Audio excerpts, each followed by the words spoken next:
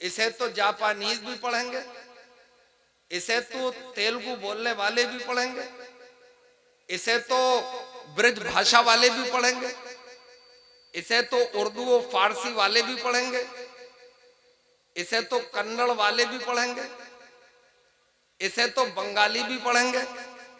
वो सिर्फ पढ़ेंगे, समझेंगे नहीं। उनके लिए क्या हुक्म है?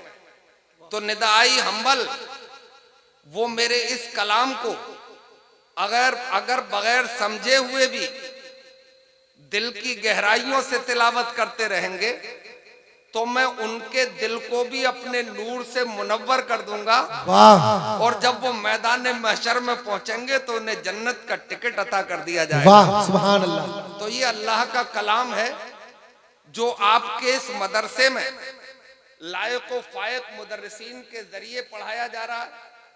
और जहां कुरान की तिलावत होती है वहां खुदा की रहमतों की मूसलाधार बारिश होती है। तो गोया कि आप खुश नसीब हैं, आप अजमत वाले हैं, आप शान वाले हैं। और इन्हीं कुरान वालों के तो जलवे हैं पूरी दुनिया में। मेरे इस्लामी भाइयों, ये कॉलेज, ये यूनिवर्सिटियां, ये स्कूल, ये सब भी जरूरी हैं, मगर मदरसा इनसे पहले जरूरी है। इसलिए कि यहाँ ईमान की हिफाजत की जाती है और कुरान पढ़ने वाला और कुरान समझने वाला भी इस दुनिया में पीछे कहाँ रहता है? बोलो, कहाँ पीछे रहता है? अरे ये तो 400 साल पहले वजूद में आए। जिसे आप केमिस्ट्री कहते हैं, जिसे आप फिजिक्स कहते हैं, जिसे आप जियोलॉजी कहते हैं, जिसे आप मैथमेटिक्स कहते हैं, जिसे आप ज्योग्राफिया कहते हैं, मगर कुरान तो अल्लाह का कलाम आज से 1400 बरस पहले नाजिल हो गया था। मेरे इस्लामी भाइयों, इन्हीं कुरान पढ़ने वालों के तो पूरी कायनात में जलवे थे। बोलो, थे या नहीं थे? यही कुरान पढ़ने वाले तो थे जो मक्के की गलियों से निकल गए, मदीने तक पहुंच गए, मदीने से निकले तो दुनिया के कोने कोने तक पहुंच गए। कौन कहता है कि कुरान पढ़ने वालों का कोई मुकाबला करेगा?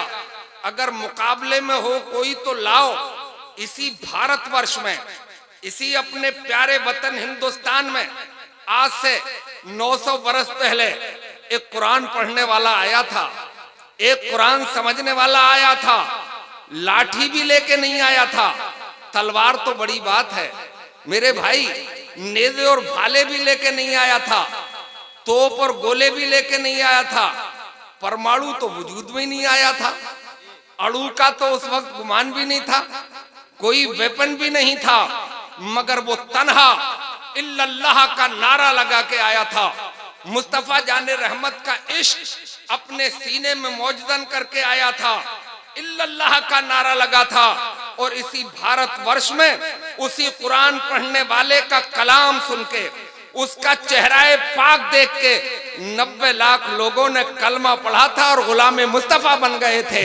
ये तन्हा कुरान के जलवे थे। वाह वाह सुभान अल्लाह। आप कहते हो कि तरक्की कॉलेजों में है, नहीं, धोखा है। आप कहते हो तरक्की आपके डॉक्टर बनने में है, आप समझो धोखा है।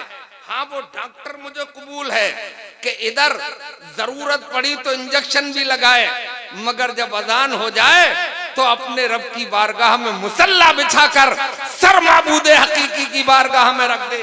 मुझे ऐसे डॉक्टर, मुझे ऐसे इंजीनियर की भी जरूरत है, मगर मेरे इस्लामी भाइयों, इन सब से ऊपर है अल्लाह का कलाम, है हमारे मदरसे।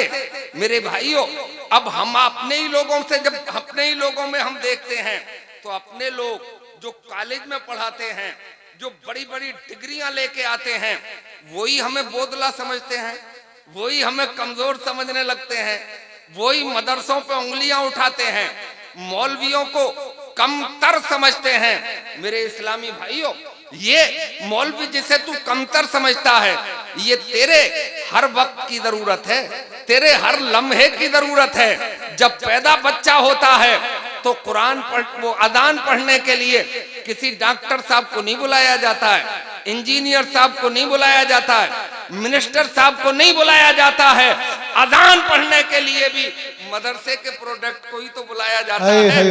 अजान पढ़ो, जवान होता है तो निकाबी मदरसे का प्रोडक्ट ही पढ़ाता है, और जब दुनिया का आखिरी सफर होता है तो नमाज जनाजा भी हाफिज कुरान आलिम दीन ही पढ़ाने के लिए आता है। बोलो हमारे हर लम्हे की जरूरत है या नहीं है जरूरत? मेरे भाइयों, मैं ये चाहता हूँ कि इसी मदरसे से मुंसलिक हो, यहीं एढ़ियां रख लो, इसी मदरसे में हाफिज कुरान भी बनना चाहिए।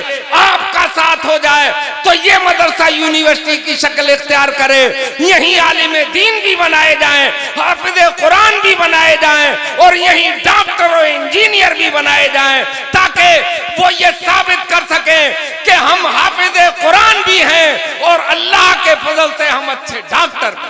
नारे तकबीर, नारे रिसालत, जश्ने दस्तार बंदी, नारे तकबीर, नारे रिसालत। तो ये कुरान, और कुरान भी इश्क मुस्तफा में होना चाहिए, मुस्तफा दिल में हो तभी काम चलता है।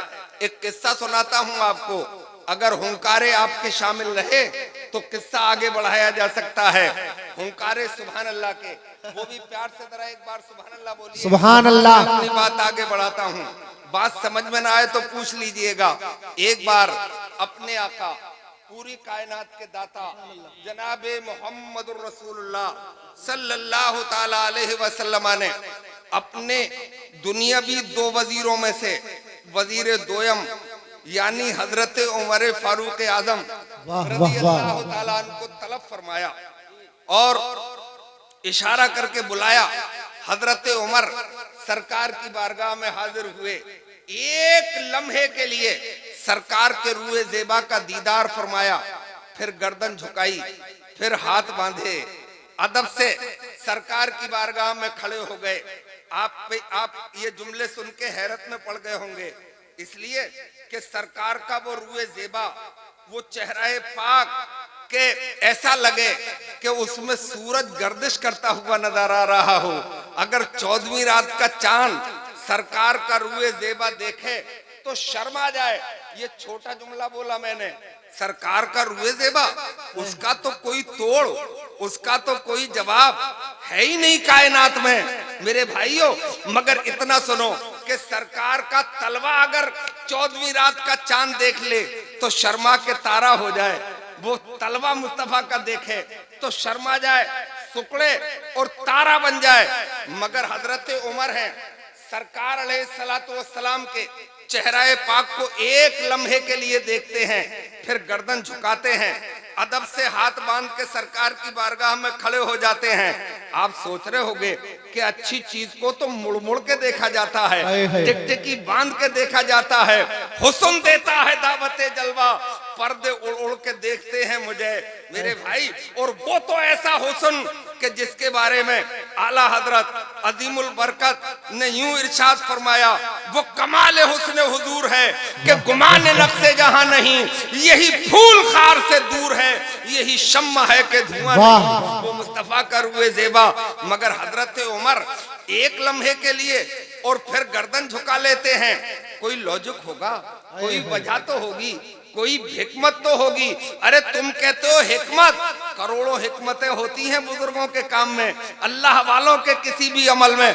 वो अलग बात है कि हमारी समझ में सब ना आए, अल्लाह जितनी तौफीक दे दे इतनी समझी जा सकती है। उसमें लॉजिक ये है कि आज भी अच्छी संस्कृति में पलने वाला बच्चा, अच्छे माहौल में, अच्छे माँ बाप के साये में पलने वाली औलाद बाप से नजरें मिला के बात नहीं करती है। अगर नजरें मिला के बात कर जाए तो समाज वाले कहते हैं कितना बेअदब है, कितना बेवकूफ है, कितना ठीक है कि बाप से भी नजरें मिला के बात कर रहा है। ये अदब किसने दिया है? ये अदब भी तो पैगंबर इस्लाम ने अता फरमाया है, मजहब इस्लाम ने अता फरमाया है। जिस मजहब में बाप का इतना अदब है, बताओ पैगंबर इस्लाम का कितना अदब होगा।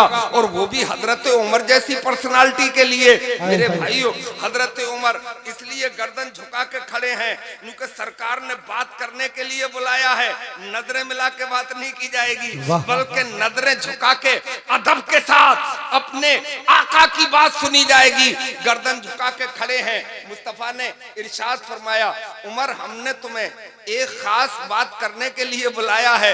हजरत उमर ने अर्ज किया, रसूल अल्लाह हुक्म फरमाए।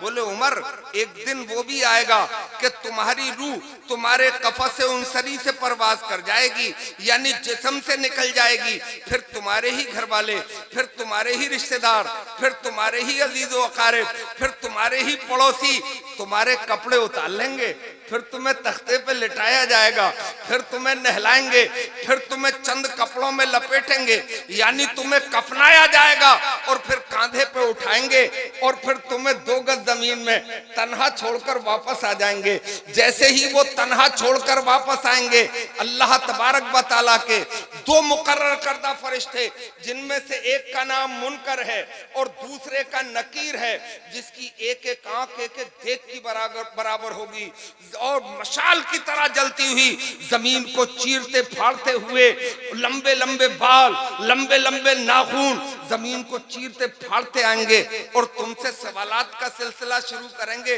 उमर तुम तो अकेले होगे, बोलो ऐसे आलम में क्या करोगे?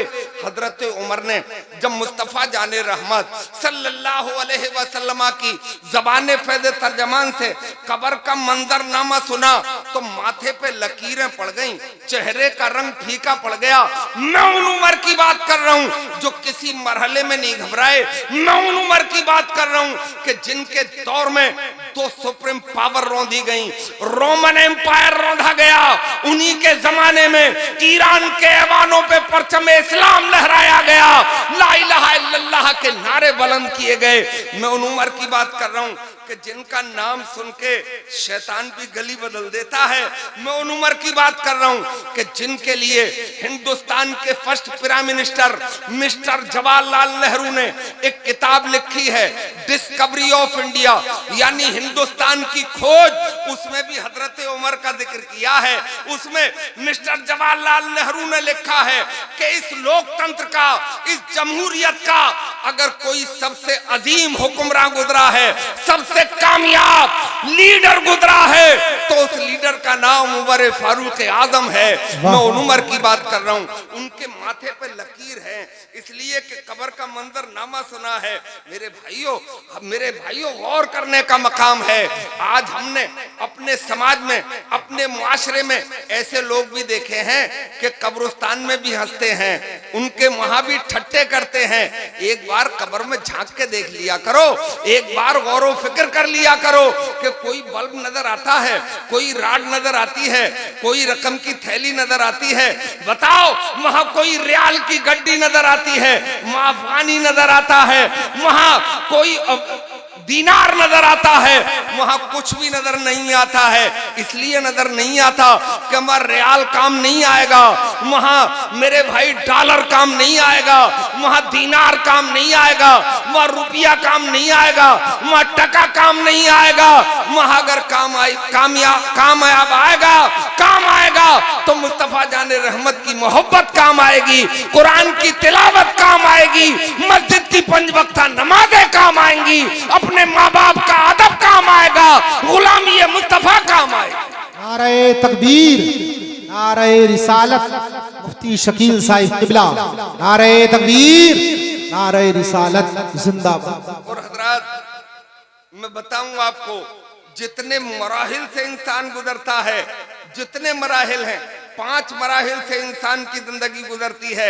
उन मराहिल में सबसे मुश्किल वक्त कब्र ही का है।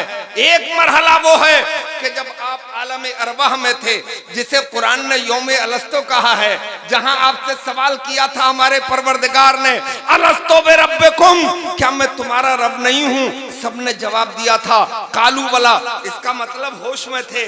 सवाल उससे किया जाता है जो होश में होता है, जो जानदार होता है। वहां का एक मरहला, दूसरा मरहला शिकम मादर का है, तीसरा मरहले में हम और आप लोग अब जिंदगी गुजार रहे हैं, चौथा मरहला कब्र का है, 5वां मरहला हश्र के मैदान का है।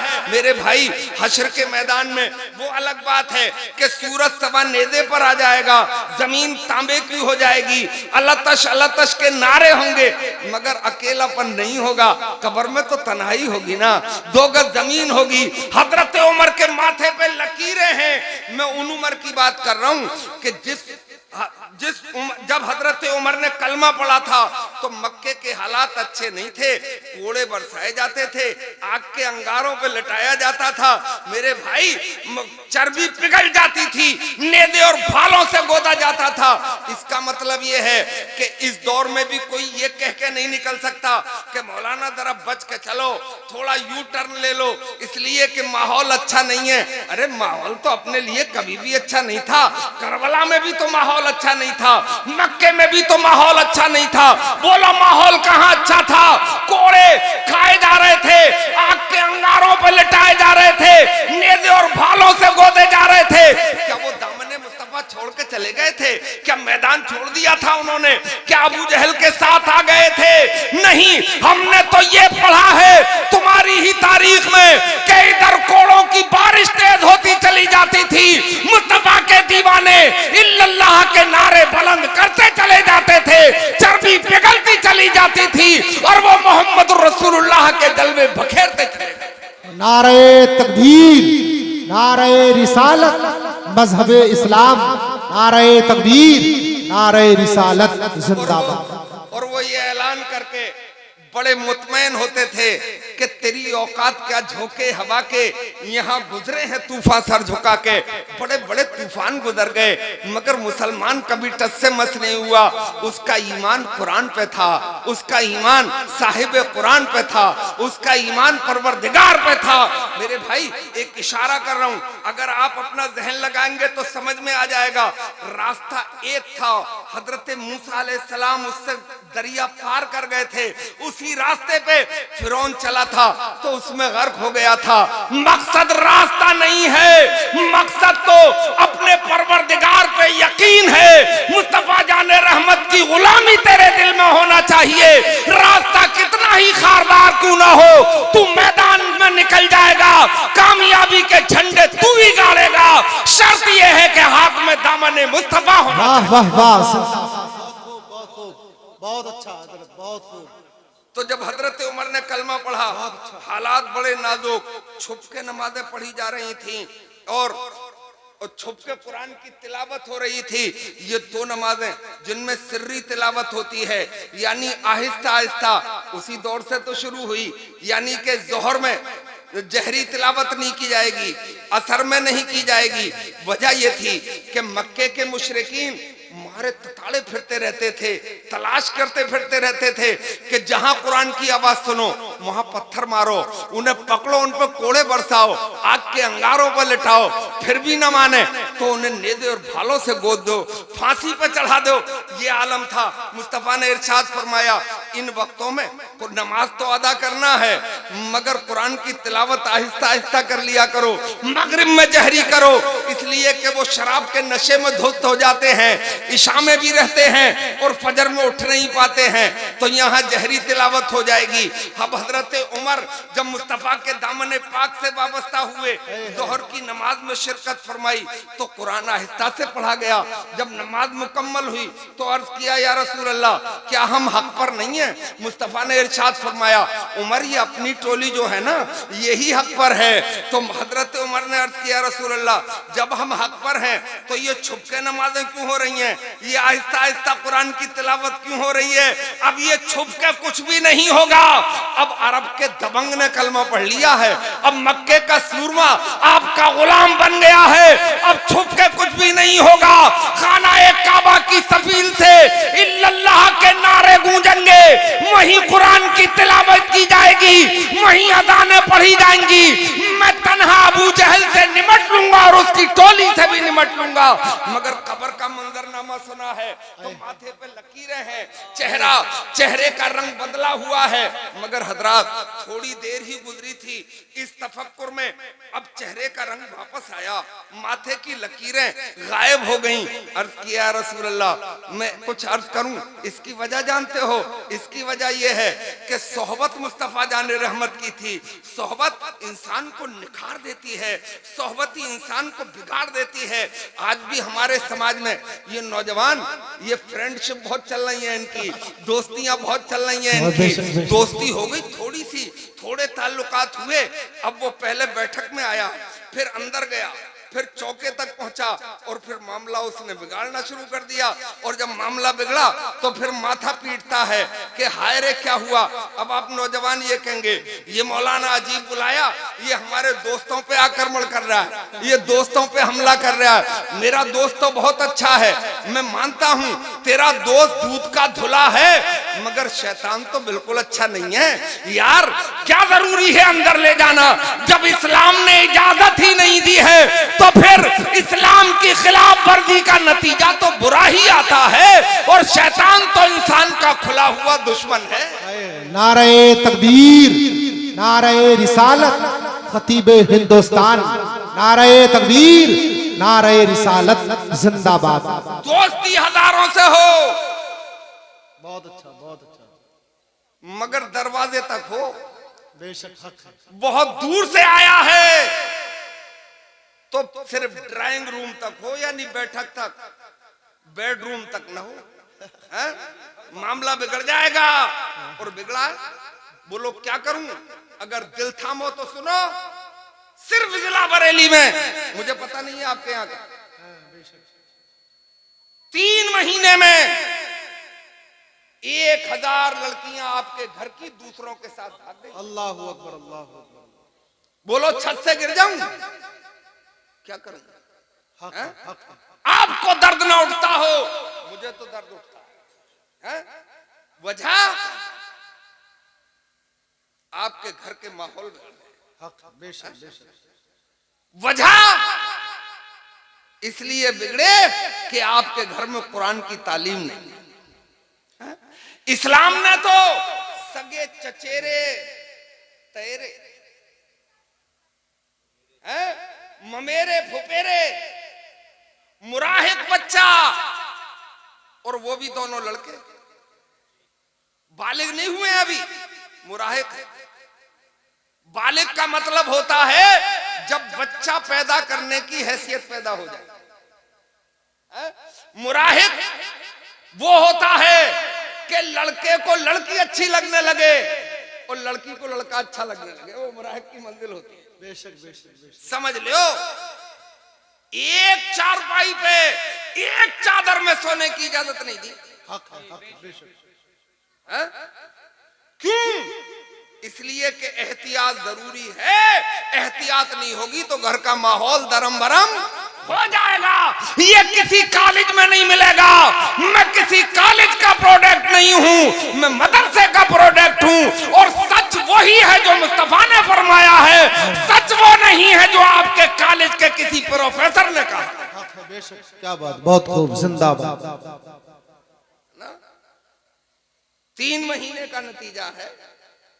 और एक बात और बताऊंगा, 1 साल पहले महाराष्ट्र का शहर है पूना, वहां से मेरे पास एक फोन आया कि मौलाना साहब गजब हो गया। मैंने कहा भाई क्या हो गया? बोले साहब हमारे यहाँ 1 महीने में 5000 मुस्लिम लड़कियों ने गैर मुस्लिम लड़कों के साथ शादी करने की दरखास्त डीएम के यहाँ दे दी। इस घर को आग लग गई, घर के चिराग से। बना लो इंजीनियर, बना लो डॉक्टर, हाँ बनाओ, बुराई नहीं है। तालीम को मैं नहीं रोक रहा हूं, मगर इदारे अपने होने चाहिए। हाँ? 4-4, 5-5 मंजिल बना कोठी बनाने वालों, 100-100 बीघे के जिम्मेदारों, फैक्ट्रियों के मालिकों, बड़ी बड़ी बिजनेस करने वालों, अगर तुम्हारा जमीर जिंदा है तो 5 मंजिल ना बना के 4 मंजिल पे इक्तिफा करो। 1 मंजिल का खर्चा अपने कॉलेज में लगा दो, अपनी यूनिवर्सिटियों में लगा दो। 10 बीघे जमीन बेच के अपनी बेटियों को पढ़ाने के लिए इदारे कायम कर लो, तभी इज्जत बच सकती है। अदरवाइज आपकी इज्जत पे डाका पड़ने वाला है और पड़ रहा है। अल्लाह अकबर, क्या बात, बहुत बहुत जरूरी है। और देखो जब तक हम नहीं सुधरेंगे तो दूसरे पे दोष देने की क्या जरूरत है। ना इधर उधर की तू बात कर, ये बता के काफिला क्यों लुटा, मुझे रहजनों से गरज नहीं, तेरी रहबरी का सवाल है। वाह वाह वाह, बहुत खूब, तो बात समझ में आ रही है? बहुत खूब, बहुत खूब। हालात बदलेंगे। वैसे मैं खुश हूं आपसे। एक मदरसे की बुनियाद आज से 10 साल पहले रख दी गई, शानदार इमारत और नतीजा भी उम्दा। आज कितने बच्चे? एक है। हो सकता है कल को 10 हो जाए। कुछ करने से कुछ होता है, बगैर किए हुए कभी भी कुछ नहीं होता। तो मैं अर्ज कर रहा था कि चेहरे का रंग वापस आया, माथे की लकीरें गायब हुई, और अर्ज किया रसूल अल्लाह कुछ पूछ लूं? तो सरकार ने इन्हें बच्चों को जरा कूट लियो।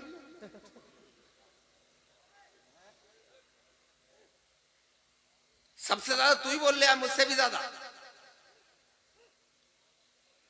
सुभान अल्लाह बोलिए आप। सुभान अल्लाह। तो कोरवा कू वालो, गुर्दो नवा से भी आए होगे इतनी ठंड में, वैसे मुश्किल ही आना किसी का। अब ख्याल रखना, इतनी ठंड में अगर रखो तो मदरसे के हाथे में रखना। मगर यार मैं गलत बोल रहा हूं, इस्लामी गर्मी के सामने दुनिया की कोई ठंड न कभी टिकी थी और न इंशाअल्लाह टिकेगी। वाह या रसूल अल्लाह। ईमानी हरारत हो तो समंदर थरथरा उठता है, ईमानी हरारत हो तो रेतदारों पर कश्तियां चलती हैं। इसीलिए मैं कहता हूं कि आपके चाउमीन में कुछ भी नहीं है, आपके बर्गर में भी दम नहीं है, आपके काजुओं, पिस्ताओं, बादामों, अखरोट में भी कुछ नहीं है, आपके चिकनों, मटन में भी दम नहीं है। आप कहोगे चिकन तो खिलाया फिर भी ऐसा बोलता है, मगर सच्ची बात है दम नहीं है, खोखला है। आपके बादाम में, अखरोट में,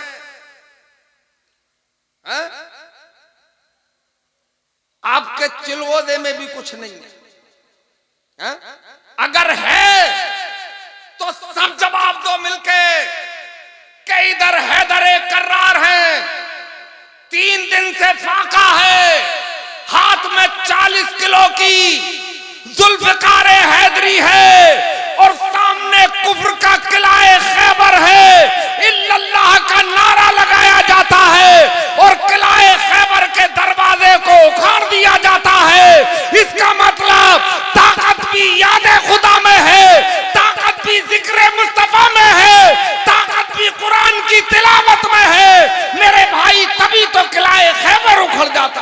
नारे तकबीर, नारे रिसालत, मुफ्ती शकील साहिब किबला, नारे तकबीर, नारे रिसालत जिंदाबाद। एक बार हजरत अली अखरोट तोड़ रहे थे, टूट नहीं रहा था। किसी से साथी ने कहा हजरत, बहुत खूब, जिंदाबाद, बहुत खूब। किसी साथी ने कहा हजरत ये अखरोट और वो बाबे खैबर, आपने जलाल में इरशाद फरमाया दूसरा कोई खैबर हो तो लिया फिर तोड़ दूंगा। बोले हजरत ये फिर अखरोट, अरे बोले पगले इस पे हाथ की ताकत का इस्तेमाल कर रहा हूं, और जब कोई खैबर सामने आएगा तो फिर याद खुदा की ताकत का इस्तेमाल होगा, फिर गुलामी मुस्तफा की ताकत का इस्तेमाल होगा, और दुनिया की कोई ताकत गुलामाने मुस्तफा के सामने कभी टिकी नहीं सकती। वाह वाह वाह, जिंदाबाद, बहुत खूब, बहुत खूब, माशाल्लाह, बहुत अच्छा। अर्ज की सरकार एक बात पूछूं, भूल गए देखो। अब अपनी भूलने की भी आदत बहुत है, एक बार दुरूद शरीफ पढ़ लो तो याद आ जाएगा। अल्लाहुम्मा सल्लि अला सय्यिदिना मौलाना अल्लाह मुहम्मद और व नबील उम्मील करीम। मुहम्मद मादनिल जूदी वल करम। कब बात पूछूं? हजरत उमर ने अर्ज किया, रसूल अल्लाह कुछ अर्ज करूं? सरकार ने फरमाया, उमर बोलो। बोले, सरकार जैसे जब मुझे मेरे घर वाले, मेरे पड़ोसी, मेरे रिश्तेदार, मेरे अजीज व अकारिब मुझे कब्र में तन्हा छोड़कर वापस आ जाएंगे तो मेरा दिल मेरे पास होगा। सरकार ने मुस्कुरा के इरशाद फरमाया, उमर बड़ी अजीब सी बात पूछ रहे हो।